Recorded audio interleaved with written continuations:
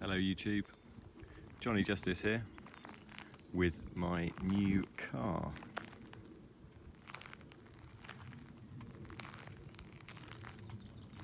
Had it for 3 days now, I think it is. About 150 miles on the clock so far. I intend to do a fair few more this weekend. If you don't know what it is yet, I imagine most of you do. It is a BMW M140i Shadow Edition. It's brand new, 2019, just registered. It's very dusty already, but it's very dusty on the roads where I am, so can't help that, I'm afraid. So it's the Sapphire Black with the 5-spoke black alloy wheels as well, which I preferred over the sort of more, I suppose they're more graphite or anthracite grey wheels that are an option on this car.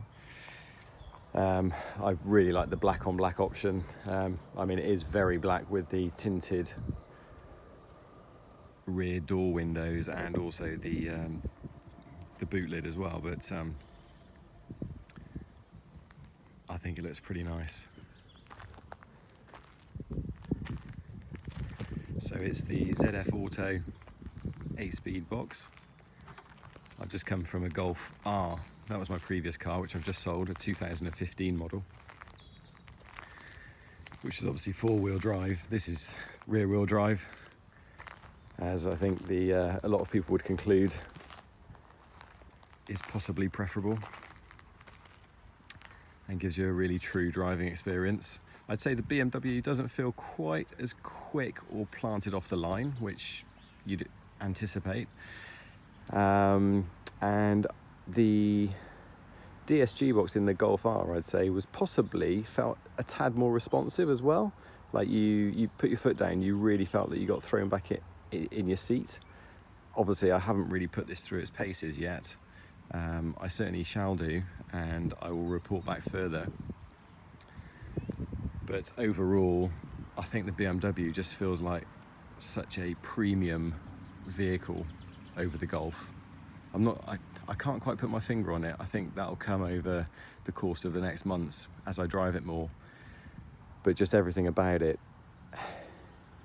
it just feels like a more premium brand. And I guess if you were to look at Volkswagen and BMW probably has a fantastic reputation for this type of car. So yeah, 340 brake horse.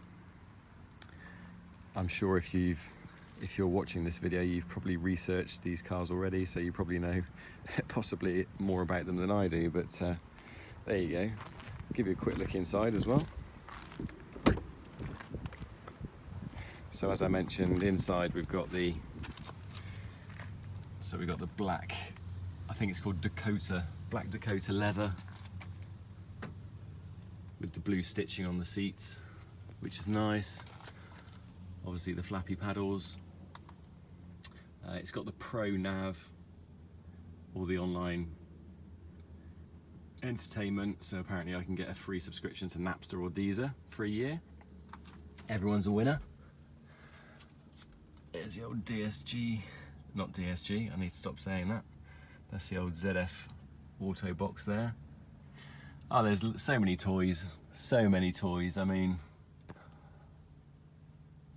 don't think I'm going to having many people in the back, but I had to go for a 5-door for business purposes because I sometimes have to take clients out, and they're going to be treated to a pretty nice ride in this. Just see if I can start her up for you.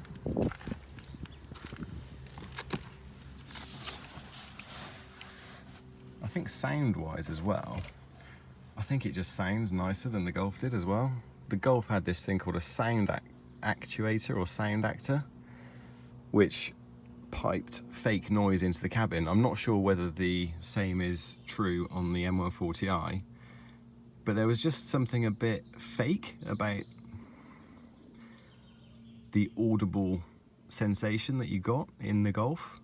Don't get me wrong, the Golf R is a phenomenal hot hatch, and I'm really glad I've owned one, but there was just something a little bit disappointing in certain aspects of it. Anyway, let's start her up. So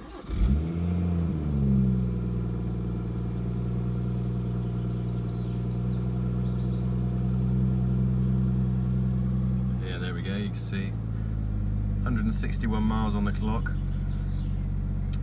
Not sure what my average MPG is so far, but I've been taking it fairly steady because obviously new engine, need to run it in gently.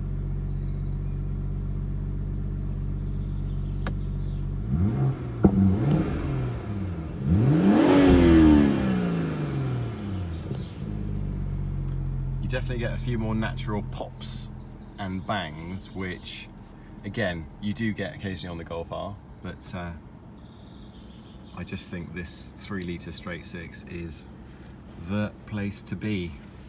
So, as I mentioned, I'll do some more content once I actually get used to the car, do a few more drives. There's probably a trip to the Nürburgring planned, and I will perhaps do a review in a month or two's time once I've got a bit more experience of the car and I can provide you with some good feedback. Any comments, please put them down below. Haven't tried the launch control yet. I'm sure that'll be coming, and next time I'll do a bit more of a professional record with the old GoPro. This is all on an iPhone, so excuse me if the quality isn't the best. Speak to you soon, guys. Bye.